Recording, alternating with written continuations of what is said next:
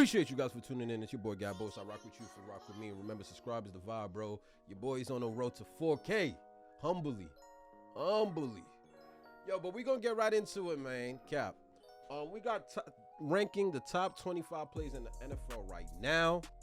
Yo, bro, every single time I see these lists, I always feel like the people that are actually either studying or reviewing the analytics and statistics don't actually know what the hell they talking about. They're going off of paperwork rather than what you see on the field, bro. Every time I see these lists, I always grade them with a side of caution because I already know I'm gonna get triggered, bro. I already know I'm gonna get triggered because some of these guys really don't be knowing the sport of football, bro. Some of them have put in no pain, no time into running routes, into defending some of the best. They really don't understand the preparation that goes into this game, son. But we're gonna see the top 25 players right now. I swear, bro, if I see any burgers in this videos, put them joints in the comment section below, bro, because we don't got no time. And I trust y'all, because y'all rock with me, you feel me? And y'all watch football just like I do. You know what I'm saying? So we got a good nose detector for the BS, you feel me? So we know scrubs when we see them. So anytime you see a burger, man, put in the comment section who you think is a burger, because we about to check it out, man. Like, this is top 25. NFL teams. Each possesses a 53-man roster. Do the math, that's 1,696 NFL players. Of course, only a small number of those 1,696 players can be classified as elite, as well as franchise-changing stars. And even some of those guys don't get a place among the top 25 players in the league. On the outside, caught by Chase. Chase got to be up there. We know some of the new young studs that's climbing up the ranks. We know.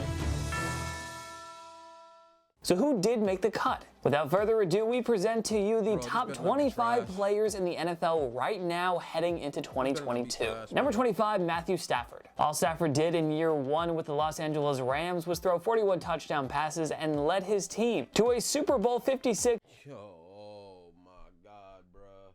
We starting already, bro. Matthew bum-ass Stafford.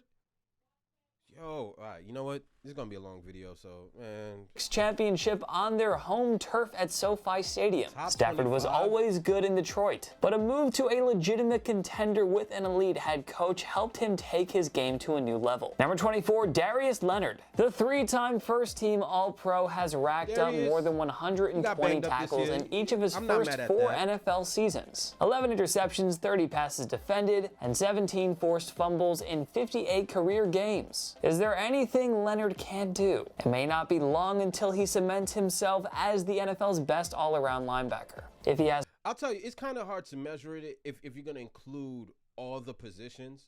Bro, there's over how many NFL players? Like thousands of NFL players in the league. So to include linebackers, I think they should leave defense for a defensive chart and leave the top 25. I mean, I don't know. Y'all let me know in the comment section if I'm wrong, but I think it's just easy to go through the 25 best offensive players and 25 best defensive players. Because can a linebacker be better than a quarterback? For Darius to be ahead of Matthew Stafford, and I can't stand Stafford. For him to be like, is he a better football player than Matthew Stafford?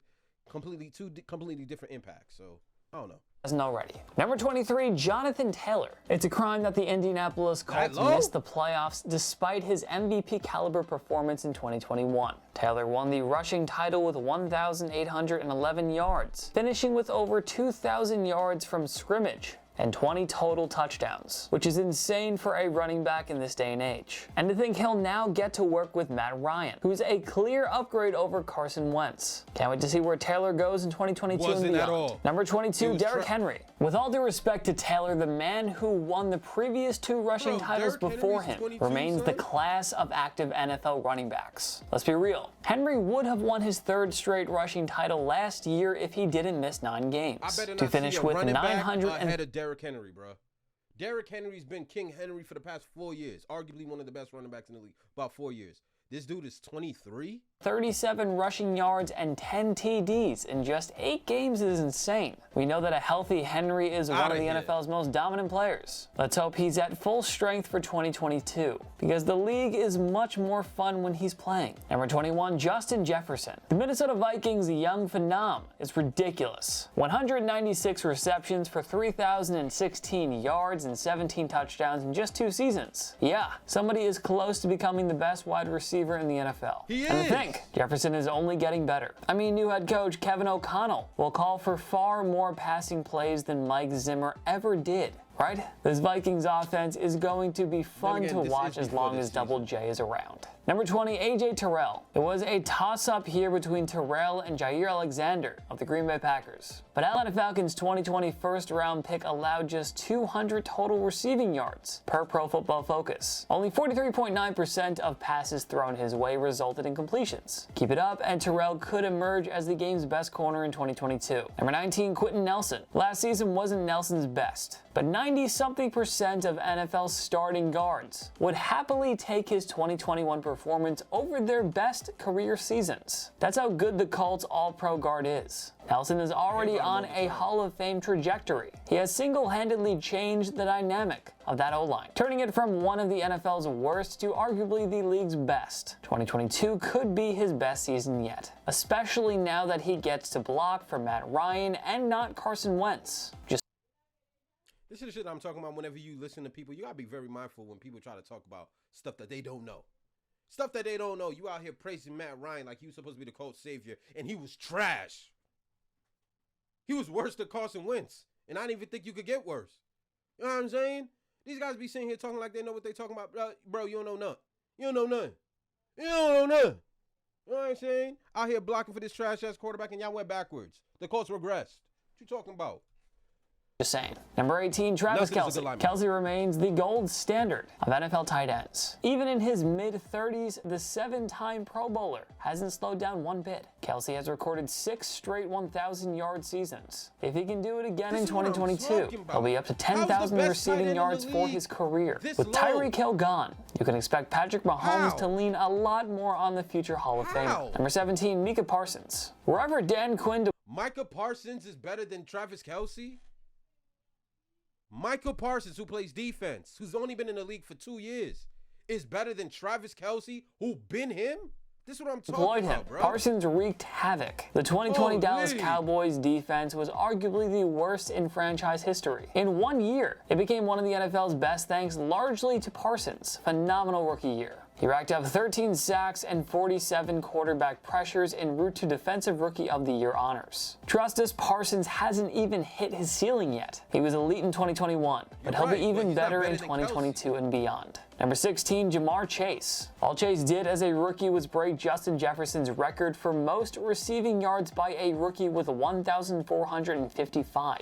Yeah, it helped that he had a 17-game schedule to do it, but it's still an incredible achievement. Chase, who racked up 13 touchdowns in the regular season, was instrumental in helping Cincinnati reach Super Bowl 56. Without him, the Bengals offense wouldn't have been as potent. Chase's size, speed, and incredible athleticism make him nearly impossible to cover one-on-one. He even gave Jalen Ramsey some fits in the big game. It feels like Chase and Jefferson, who were former LSU teammates, by the way, are duking it out for the crown of the NFL's best receiver of the next generation. Number 15, Nick Bosa. A torn ACL unfortunately sidelined Bosa for most of his 2020 sophomore year, but he came back with a vengeance in 2021, racking up 15.5 sacks, 49 pressures, 4 forced fumbles, and an insane 21 tackles for a loss. Bosa's the straw that stirs the drink of the 49ers defense. It's no coincidence that they returned to the NFC Championship game last season with Bosa back in the mix. With him and Fred Warner anchoring that group, the 49ers will remain a legitimate Super Bowl contender for years to come.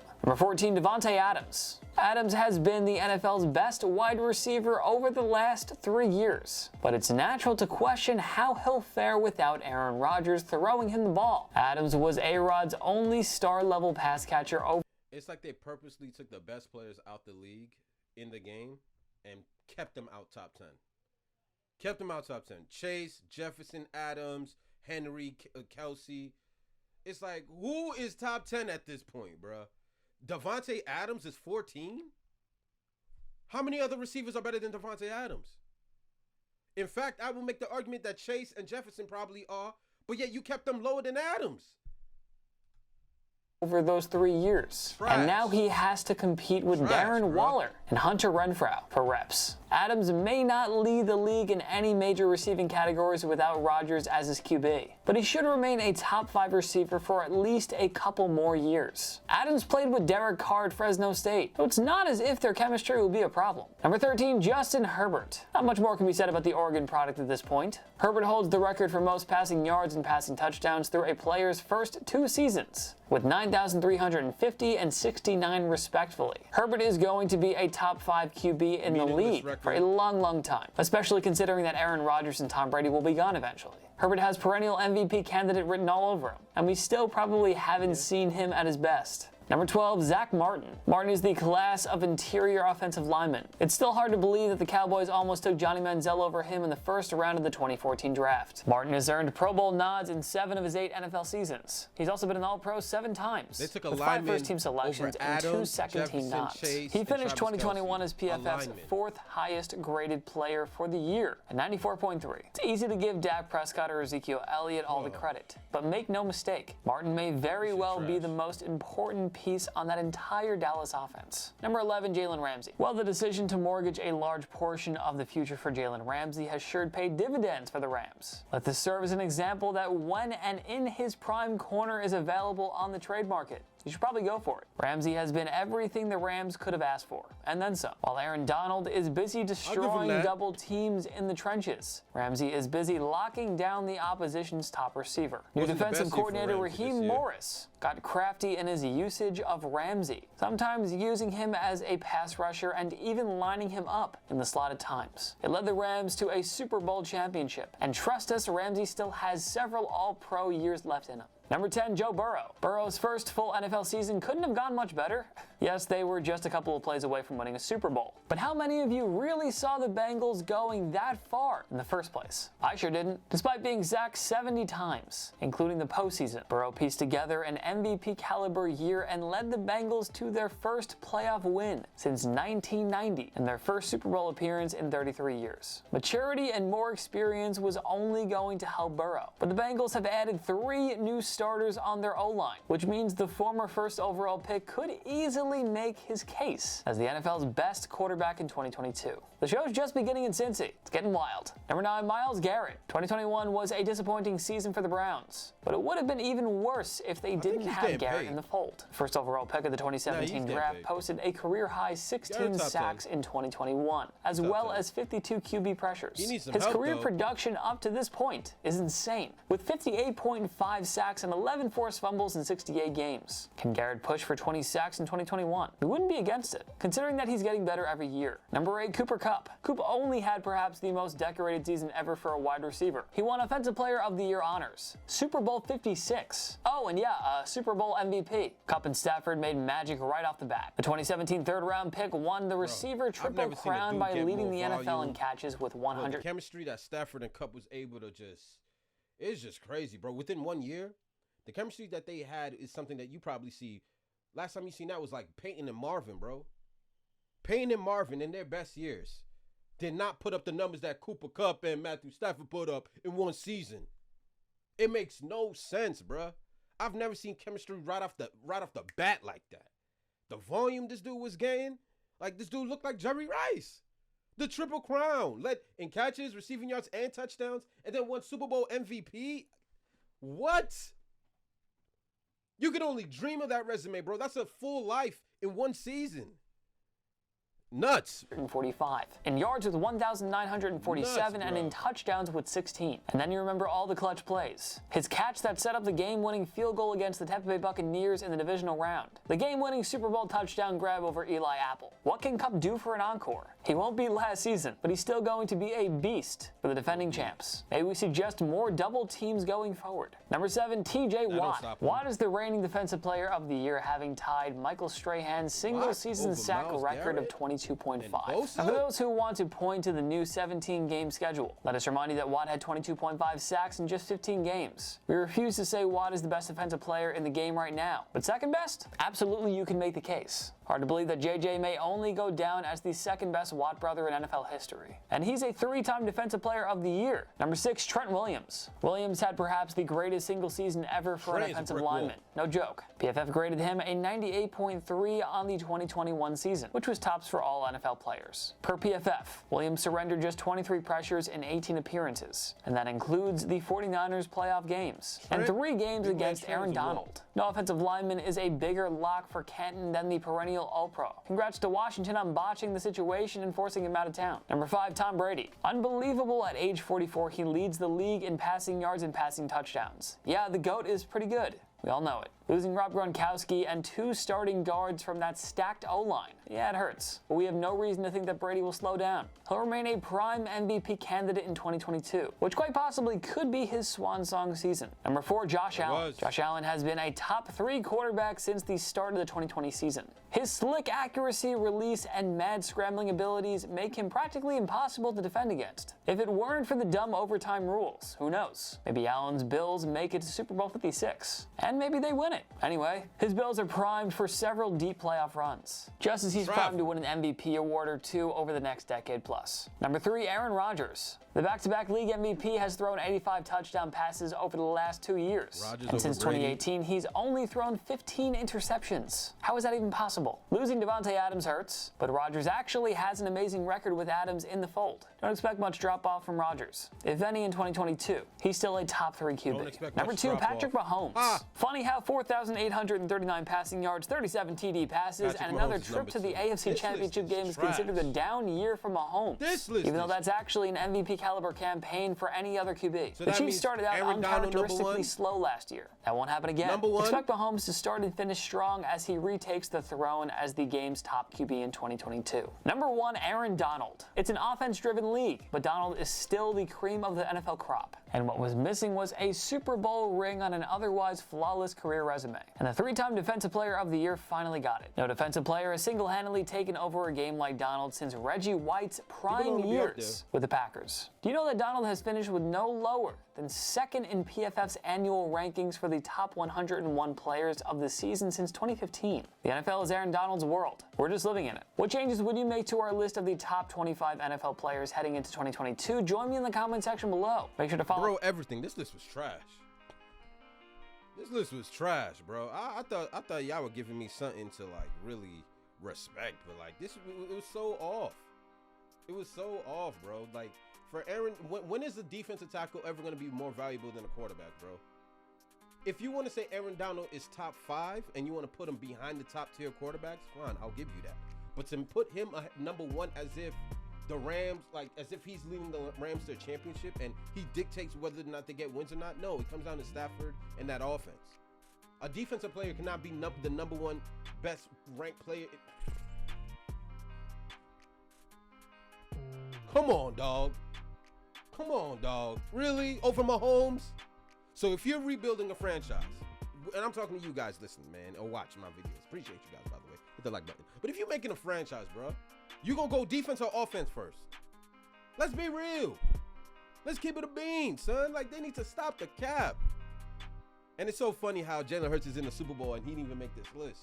So it goes to show you that a lot of people were sleeping. A lot of people that make these videos and swear they know what they talking about. That's why you can't get caught up in the hoopla, bro. They can't tell the future. They don't know what's in these guys' hearts. They don't know the work that they putting in. They know analytics and stats. That's why they're out here putting Aaron Donald over Mahomes and a lineman over Travis Kelce. I beg your pardon? Let me know what you thought of the list, man. I personally think this list was out of here, bro. Appreciate you guys for tuning in. Subscribe is the vibe, man. Like, your boy's on the road to 4K. And this video triggered me, man. Like, what are you talking about? What are we talking about? A lineman over Travis Kelce.